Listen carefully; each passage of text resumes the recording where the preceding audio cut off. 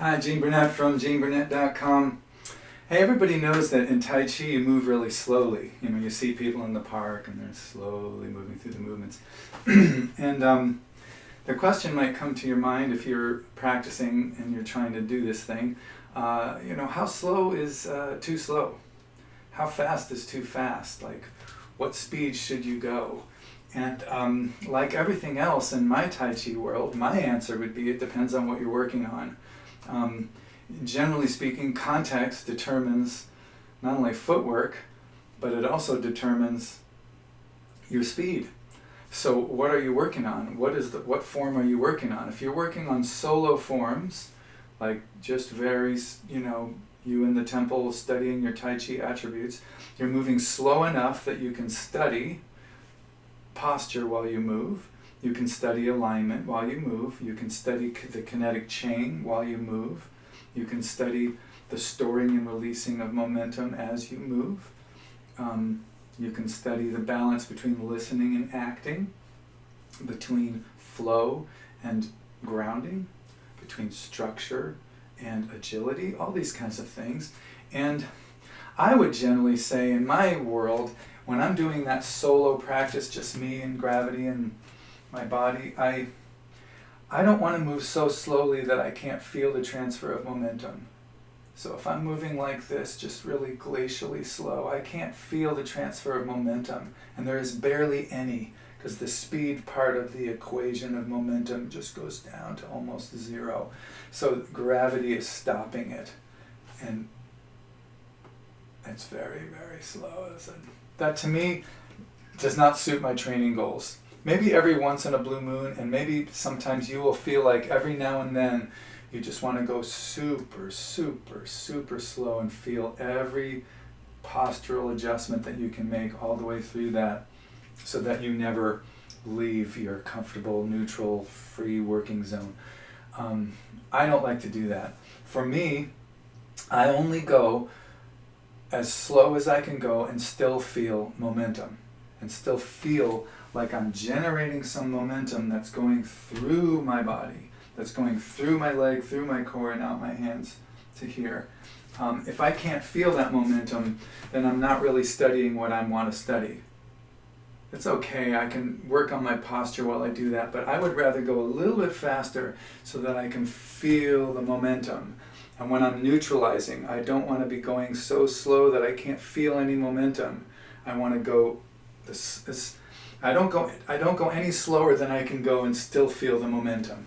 So I like to go slow. I like to go as slow as I feel like I can go and still study the momentum. I like to break my forms down. I like to go really slow, feel that transfer of momentum and what needs to happen, what needs to adjust and what needs to shift and change a little bit to stay on that state of neutral Tai Chi readiness as much as I can, so that when I finish I'm not stuck in a straitjacket and I'm not a huge fat guy in the bottom of a hammock.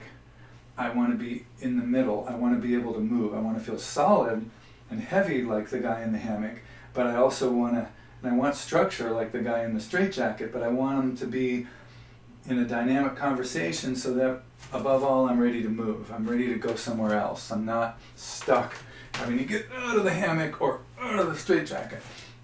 So when it comes to slowness in the movements, when I'm generating momentum or receiving momentum, I like to go slowly, but not so slow I can't feel the momentum anymore, right?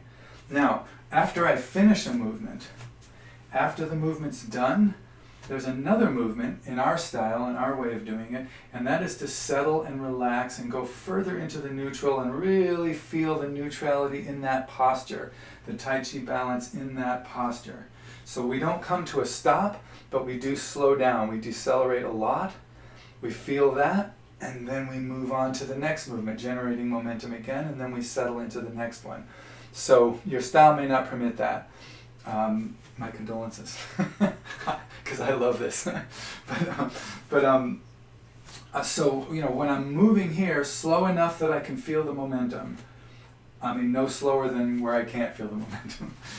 But when I get to the end, when I get to the last move here, then I can go as slow as I want, as long as I'm continuing to move and stay in motion.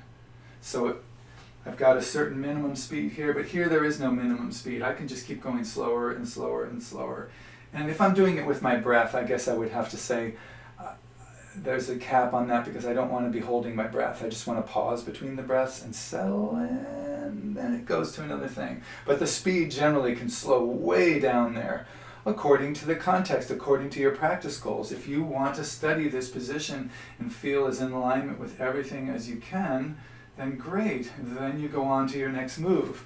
So I would say only move as slow as you can move and still feel the momentum, unless you're settling and relaxing, in which case you can go as slow as you wish. And then it picks up speed again.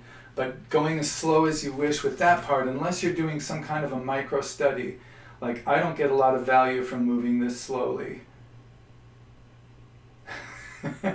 A whole nother way to put it is, let your breath determine your speed. This is an issuing movement or an offensive movement, so it's an exhaling breath. When you want to time that out, so a 70-80% exhaling breath lands you in the final position, a moment to collect, and then on again. So there's lots of things you can do to play with your speed, but I don't recommend going so slow that you can't feel any momentum going through your body, because that's what daily life is, and that's what fighting is, trading momentum between you and the world and you and another person maybe. So, which of course begs the question, how fast should you go when you're training? When you're training to do movements quickly, how fast should you go? And the answer there is simple. If you're training for speed, go as fast as you can go and still keep structure and still keep relaxation and flow. If you're losing relaxation and flow and you're losing structure by going faster, you're just courting injury. And there's really not much value to be gotten in going so fast that you lose yourself. So you don't want to feel like you're chasing your hand. You want to feel like as fast as you move, you want to feel like you can land. It's better to move 80% as fast as the other guy if your 80% is thorough and integrated and real, than if the other guy can move faster but he's all over the place and his punches are weak and everything about it is flailing. It doesn't matter how fast you move if you don't arrive with something.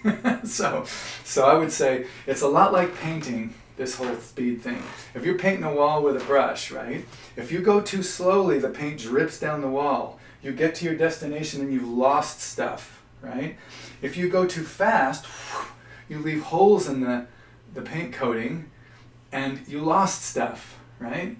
So it's a question of keeping what you have on your journey from one place to another. So the right speed when you're painting, you find this just nice right speed where you can just drag the brush along and it covers, but it doesn't drip. That's what I'm thinking about sometimes when I'm painting. It's like, or when I'm doing Tai Chi, it's like I'm painting. It's like the movements, I'm spreading paint across space so that I don't lose something. I don't go too fast so I lose something, and I don't go so slow that I lose my momentum. So in between there, Tai Chi, this dynamic conversation between, your polar opposites. So I would say the context determines the speed in training. As you work more partner drills, or you're working forms that demand a little bit more oomph and a little bit more covering of ground and stuff, well, yeah, you got to move a little bit faster. But don't go so fast that you leave stuff behind. When you're doing a self-study, you got to go a little slower, but don't go so slow that you can't feel the momentum through you. Unless you're doing a rare micro practice. I do not recommend doing that all the time, because life does not occur anywhere near that speed.